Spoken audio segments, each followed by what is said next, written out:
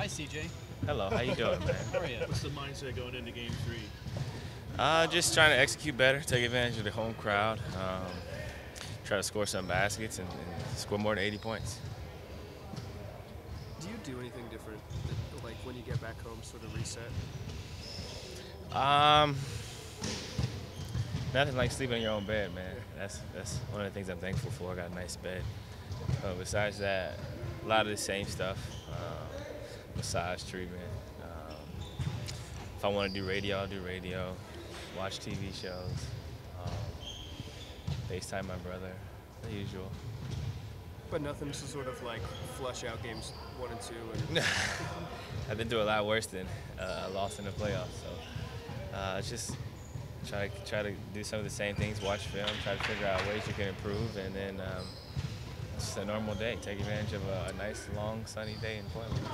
Take anything away from last year overcoming an 0-2 deficit and winning a playoff series? Yeah, I mean, we got to play better. It takes a lot of attention and focus. It takes a lot of execution.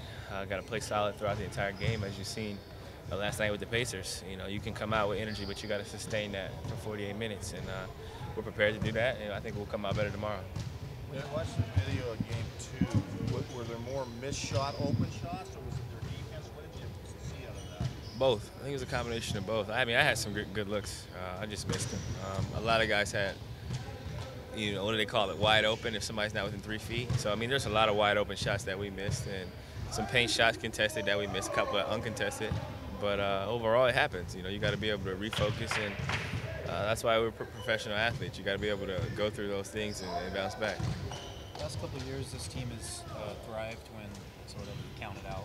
What is it about the makeup of this group that has allowed you guys to do that? I think we got a lot of guys from different circumstances to where maybe in their minds and people's minds around them, they're not supposed to be in this position, not supposed to be professional athletes or NBA players or starters or whatever the role may be. So guys are fearless. They have that attitude and that determination to where you put the work in. It's only a matter of time before it shows out in the court. And I think that's been the mindset for a lot of guys. And being counted out, it takes a certain type of determination, a certain type of mindset to be able to overcome that and have success. Why did you decide to write the piece about the home crowd and everything? I mean, it's something that we had planned for a while. I actually did that before the playoffs started, and it just so happened the timing we're down 0-2, so they just changed the title. But I really appreciate the fan support we have, and that's really one of the reasons why we've had success. And since I've been here, and I know that the players that played before me can speak on the type of dedication our crowd shows, regardless of if we're winning or losing, regardless of how the games are going, they're always locked in. And as I said, they're not too cool to wear the T-shirts. You see a lot of cities where the fans are too cool to wear the T-shirts, or they're showing up late, or they're not really invested into the team. But our fans have been there, and they're loyal, and I just wanted them to know that.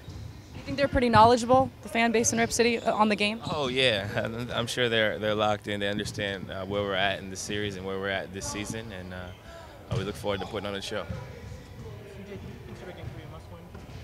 I mean, that must-win stuff just sounds so. Every game's a must-win in the playoffs, man. I think every game is something a game we need. Game 1 was a must-win. Game 2 was a must-win, and now we're in this position to where we're at home. We got to protect home court, and they say it's not as serious until someone loses at home. So we need to make sure we win. But it's fair to say that 0-3 is a little more daunting than 2-1. Yeah, shit, 0-2 is daunting too if you think about it. You're down 2 games, so obviously you want to win. You don't want to lose in your home court, and I think that's our mindset. What did you think of the defense in Game 2? From who? Your Blazers.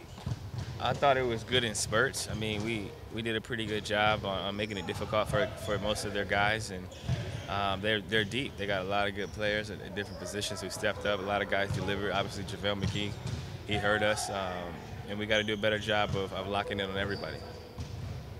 Did you notice any difference in reaction from fans from Game 1 to Game 2? I mean, I'm sure they weren't happy with us losing like that, but I know what it's like to be a fan and be disappointed. I'm a Browns fan, so I understand. How often do you check social media during the playoffs before these fans? I'm not running from it, man. I'm not afraid to read about myself or hear people talk about me. So, however I live my life before the playoffs is how I live it now. Does it make a difference? Game 2 was kind of like a blowout loss. Does that add a little more motivating factor heading to this game? Or is it mean, if we would have lost by 1, it would still hurt the same because it's 0-2. So we got to come out better, and we will. We got to take advantage of our scheming, our progress from film, and figure out ways to be more efficient and effective.